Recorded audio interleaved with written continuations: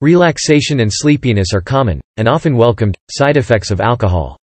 A few drinks can appear to bring relief, especially if you struggle with sleep disorders. Around 20% to 30% of people with insomnia regularly use alcohol to help them fall asleep. But don't be fooled. While consistent drinking might help you drift off faster at night, it can significantly impact your sleep cycle, and not for the better. Unfortunately, alcohol never improves sleep. Although alcohol helps you relax, making falling asleep easier for some, 3 to 4 hours after falling asleep, people wake up and can't get back to sleep. Conversely, people dependent on alcohol can't fall asleep if they don't drink, says Dr. John Mendelson, founder of Ria Health and a clinical professor of medicine at the University of California, San Francisco. How does alcohol affect sleep? Alcohol is a central nervous system depressant, which is why it gives you that pleasant, relaxed feeling. It's why so many of us fall asleep after drinking, and why it can seem like alcohol helps you sleep. How alcohol affects your sleep isn't a single, straightforward thing, because there are several ways that alcohol consumption influences the quality of sleep you get. To be clear, we're not just talking about binge or heavy drinking. A drink or two that is too close to bedtime can have a big impact on your sleep. Here are 4 ways that alcohol affects your sleep. Alcohol disrupts REM sleep. Its relaxing properties make alcohol seem like a surefire way to sleep at night.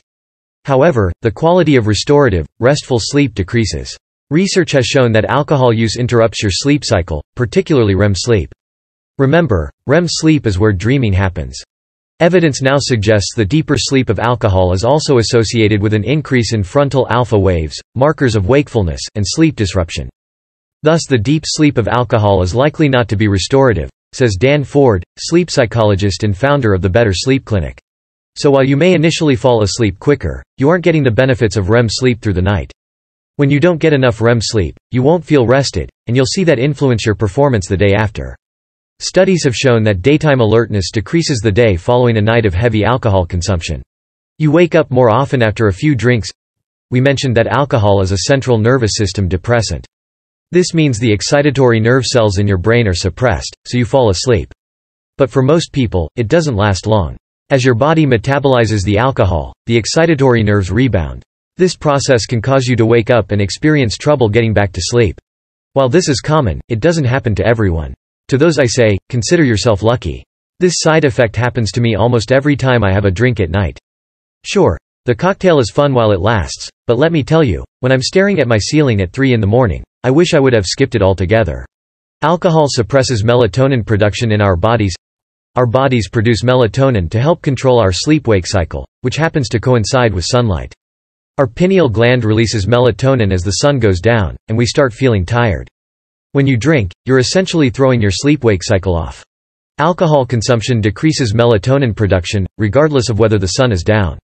One study found that drinking alcohol an hour before you go to sleep can suppress melatonin production by 20%. We know what you're thinking. I can just take a melatonin supplement and combat the side effects. Not so fast. It's not recommended to mix alcohol and melatonin. Potential side effects can include anxiety, high blood pressure, dizziness or breathing problems.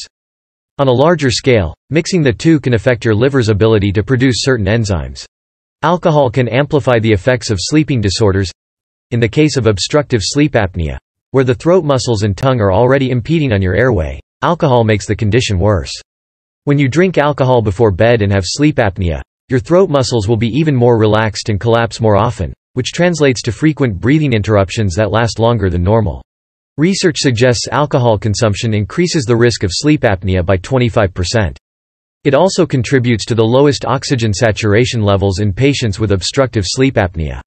Oxygen saturation measures how much oxygen is in your blood and how effectively it's able to carry it to your brain, heart and extremities.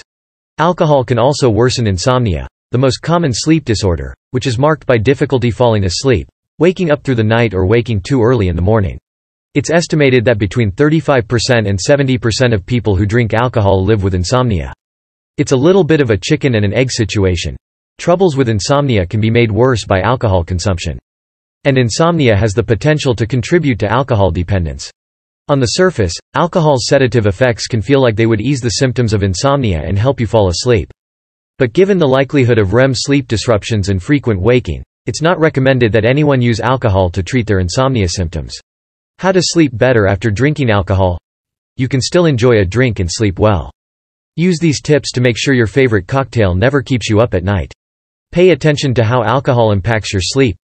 You should be aware of how alcohol affects you and your sleep schedules. Keep a sleep log to measure duration and quality and add to that log drink quantity and times to see if you notice patterns related to sleep quality, Mendelson advises. It can be as involved or simple as you want. You can log it in a journal or just check in with yourself in the morning.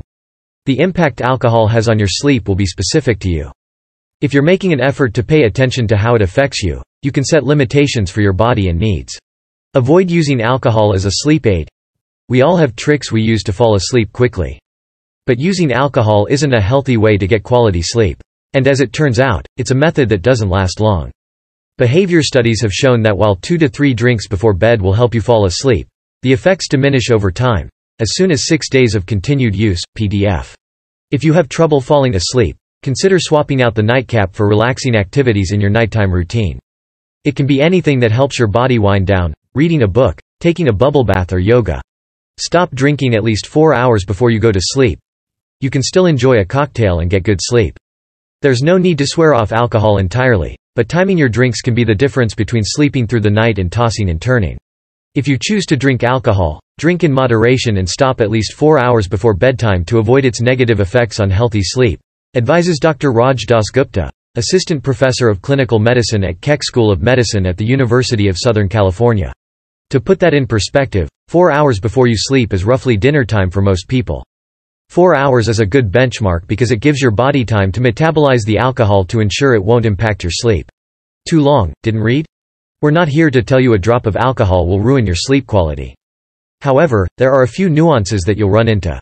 Drinking alcohol, specifically within 4 hours before you go to bed, may help you fall asleep quicker but ultimately reduce your REM sleep and will potentially wake you up later.